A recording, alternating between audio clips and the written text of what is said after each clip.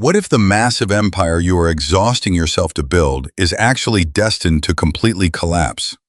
Have you ever stopped to look at your endless career chase, your curated online image, or the identity you struggle daily to protect?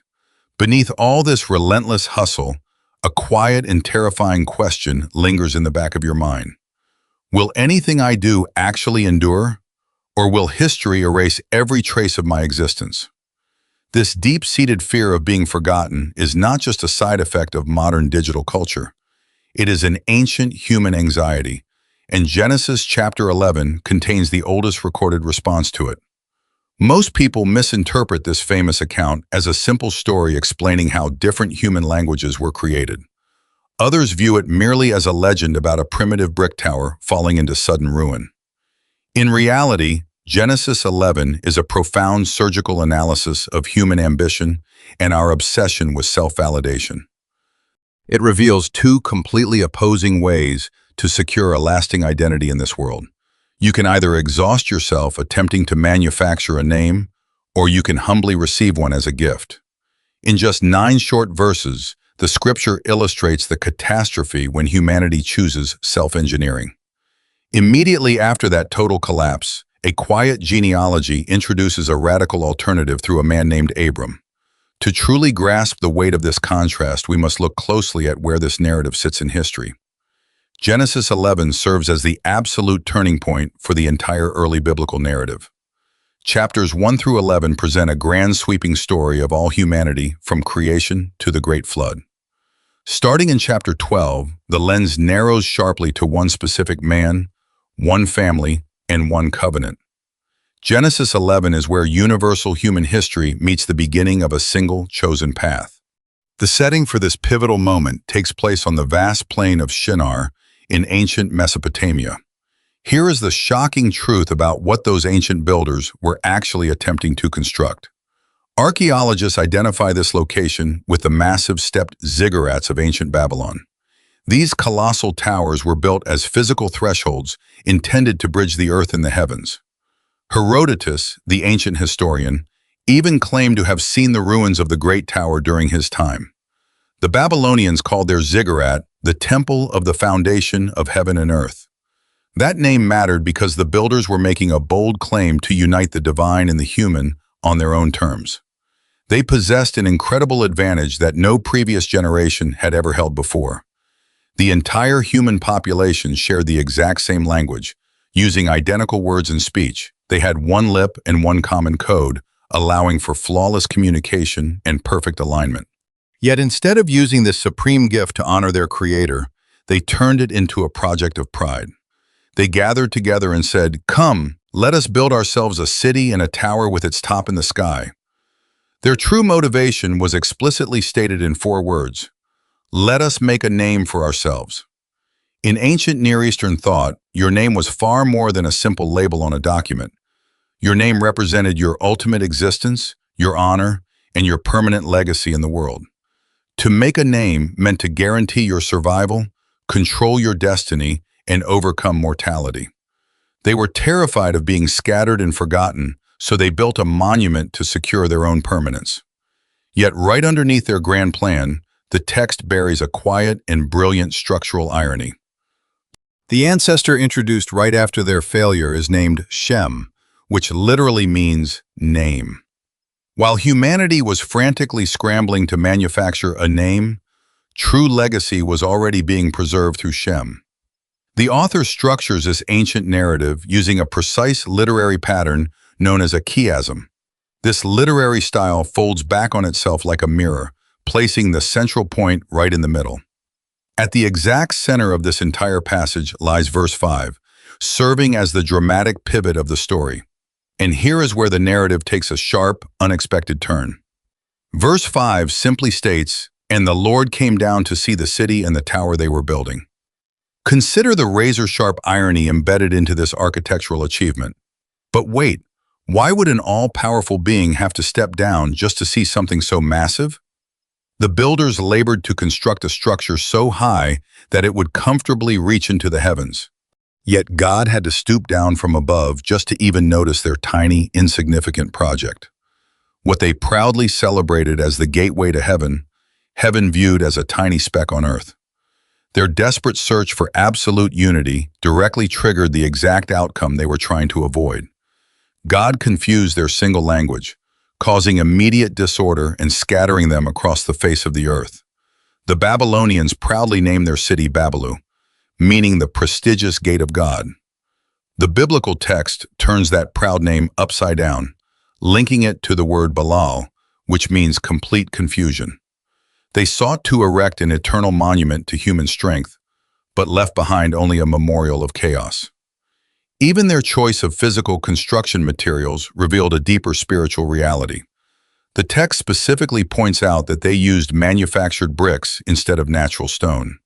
Stone is created by nature and time, whereas brick is produced, controlled, and kiln-fired by human hands. They were building an entire system using self-sourced, human-controlled ingredients. God's instructions for altars later in Scripture required untouched, unmanufactured stone without human tools.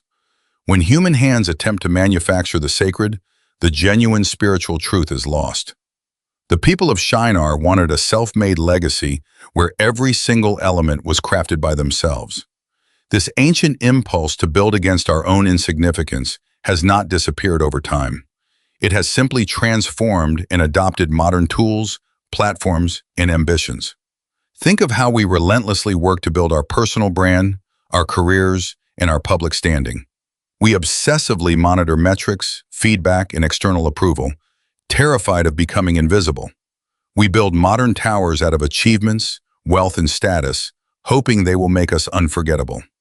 Yet underneath all that impressive construction, the underlying fear of being forgotten remains. Now ask yourself this critical question. Are you building a life, or are you just building a tower? The ancient builders were not foolish, but they were deeply driven by anxiety and fear. They built what they could control because they were afraid no one would otherwise ensure their worth. When we are consumed by fear, we naturally double down on self-reliance and control.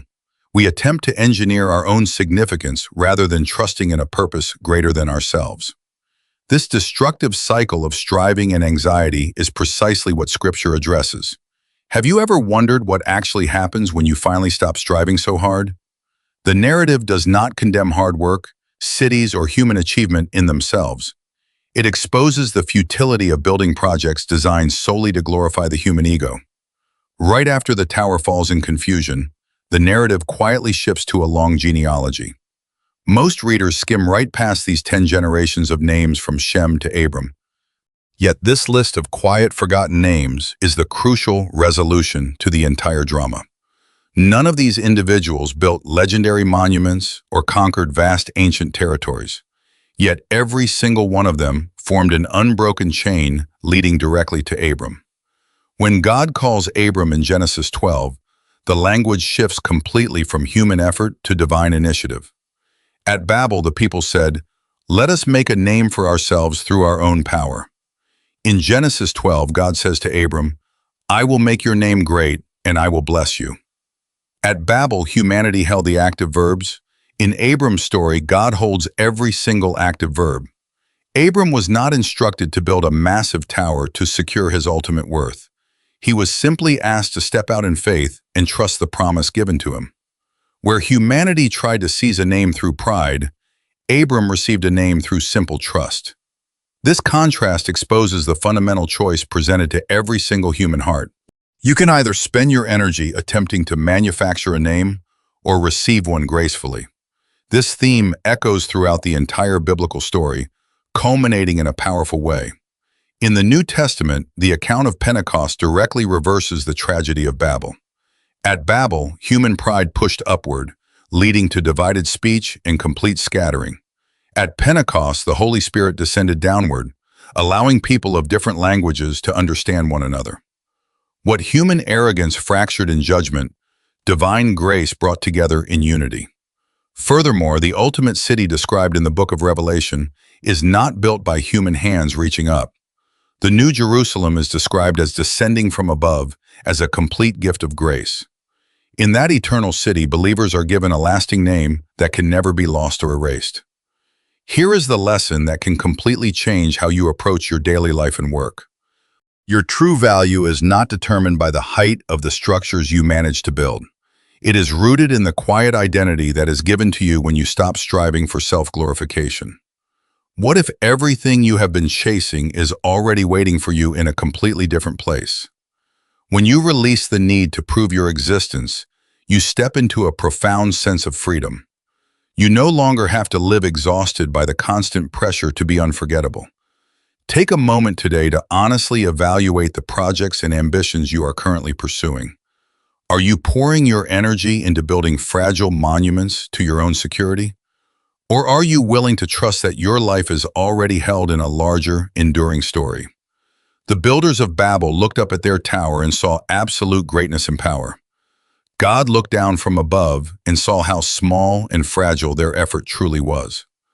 The difference was not the physical height of the building, but the perspective of the observer. You do not need to build your way to heaven when grace has already come down to meet you. Let go of the heavy burden of manufacturing your own legacy and name. Embrace the peace of knowing that your value is secured not by what you build, but by what you receive. Stepping away from the tower of self-reliance is the first step toward genuine freedom. Trust the promise, walk in humility, and rest in the assurance that your life truly matters. Every step away from self-reliance brings a deeper stillness to the noise of modern life. We live in a world that constantly measures us by our visible outputs and measurable success. But real peace begins when you stop evaluating your life solely through human metrics. When you realize that your name is already written and held, the need to hustle fades away. Consider how much emotional energy is wasted trying to control things outside your power. The builders on the plain of Shinar thought brick and bitumen could protect them from uncertainty. In reality, human constructions only offer an illusion of safety that eventually crumbles. True stability is found not in what you create with your hands, but in where you place your trust. Think about the legacy you truly want to leave behind for those who come after you. Do you want to be remembered for the towers of anxiety you built in isolation? Or do you want your life to reflect a journey of quiet faith, generosity, and trust? The shift from self-made ambition to receptive grace is a daily choice we all make. It requires laying down our tools of self-defense and stepping out into the unknown. Here is the ultimate truth that changes everything about how you see your daily struggle. You do not have to conquer the world or build an eternal monument to earn your place. You are invited to participate in a story that was already written long before you arrived. When you align your heart with that eternal story, the pressure to prove yourself vanishes. Your daily work becomes an act of gratitude rather than a desperate bid for survival. Your relationships become spaces of connection rather than platforms for self-promotion. Your failures lose their power to define you because your identity is anchored higher. Take a deep breath and let the quiet truth of this ancient message sink in. The tower was never going to save them, and your current hustle will not save you. But the gift of a name, freely given, can carry you through every storm and trial. Look at the choices before you today with fresh eyes and a restored perspective. Will you keep baking bricks in the heat, trying to construct your own salvation? Or will you step out of the brickyards and enter into the freedom of simple trust? The choice is yours, but remember that one path leads to confusion while the other leads to peace. The story of Babel is not a condemnation. It is an invitation to lay down your heavy burden. It invites you to stop building for your own glory and start receiving what is already yours. Walk away from the noise of self-glorification and listen to the quiet promise. You are known, you are valued, and your life holds immense significance without the tower. Rest in the knowledge that your identity is safe in hands far greater than your own. Let go of the need to be unforgettable to the world and be content being cherished. True greatness is not built upward through pride, but received downward through humility. May you find the courage today to stop building your tower and start living in freedom. Trust the promise, walk in peace, and know that your story is already secure.